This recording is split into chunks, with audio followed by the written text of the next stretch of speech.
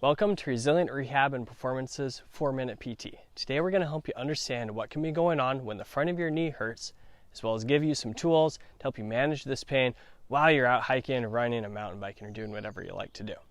We're going to work through a case study of a hiker who's developed some knee pain localized to the front of his right knee. Basically that tendon between the kneecap and the front of his shin. This is called the patellar tendon. So he mostly has pain when he's out hiking or trail running. It can get pretty sharp and painful while he's doing the activity, and then it'll be achy for a day or two after he runs or he hikes. Typically he has the most pain going downhill, the steeper the worse it gets, as well as with stairs or squatting, lunging, things like that, where he's having to bend the knee and then load up the quad or the muscle on the front side of the thigh. So in this sort of situation, we want to first make sure his range of motion and the ligaments in the knee are doing everything they should be. Then we want to make sure his strength is where it should be and kind of see where we've got issues there. Then we want to look at the environment that that knee is working in and make sure that we are giving it the ideal situation to rehab in. And then strengthen that knee in a nice targeted way. So first we check the range of motion and the ligaments of the knee. In this situation, they're all doing great. No pain, no issues with the range of motion or with the ligament or meniscus testing.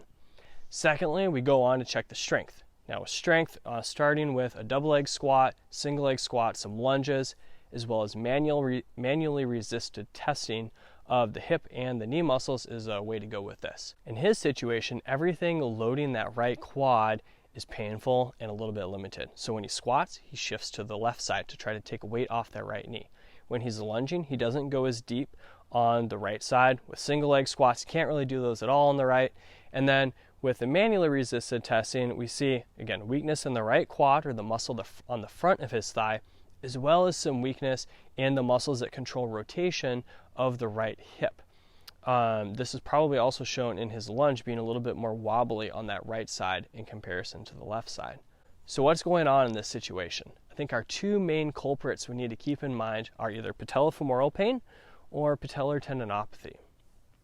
Patellofemoral pain is essentially an irritation or breakdown of the connective tissue on the back side of your kneecap. It can happen because your hip muscles or your lower leg muscles are too weak to do the job you're asking of them, and your knee ends up getting twisted a little bit more than it wants to while you're walking or hiking. It can also be an overuse sort of injury, where you end up asking too much of the knee and it just can't recover adequately. Patellar tendinopathy, on the other hand, is essentially an overuse injury of the knee, where you either ask too much of the quad tendon over the long term and it starts to break down, or where you haven't been using the muscle very much and then you suddenly ramp up how much you're using it and it can't keep up with that rapid increase in work and starts to break down a little bit.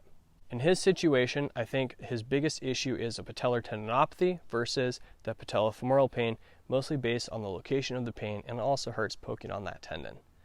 In this situation, we want to make sure he's not using the knee too much during the rehab process. So scaling back how long he's out hiking or running to the point where he's only having a little bit of pain, maybe 2 or 3 out of 10 at the end of his hike or his run, instead of his normal 6 out of 10 pain, would be a good place to start with this. Then we want to make sure he's getting enough sleep. So if you're not sleeping well or if you're extra stressed, that can increase how much pain you feel. And then finally, we want to start building up the nervous system's confidence and tolerance to using the knee in general as well as that patellar tendon. So a quad isometric is a great way to start with this. Next, moving on to some sciatic nerve glides to loosen up the hamstrings, as well as some banded knee extensions to improve the tolerance to straighten the knee would be a next good step. Finally, moving on to some sorts of variations of split squats, lunges, and bridges to strengthen up the hip muscles as well as further strengthen and stretch the quad and the quad tendon would be the next good step for him. Look out for our next video and further progressing his strengthening as well as building some power to fully get him back to 100%.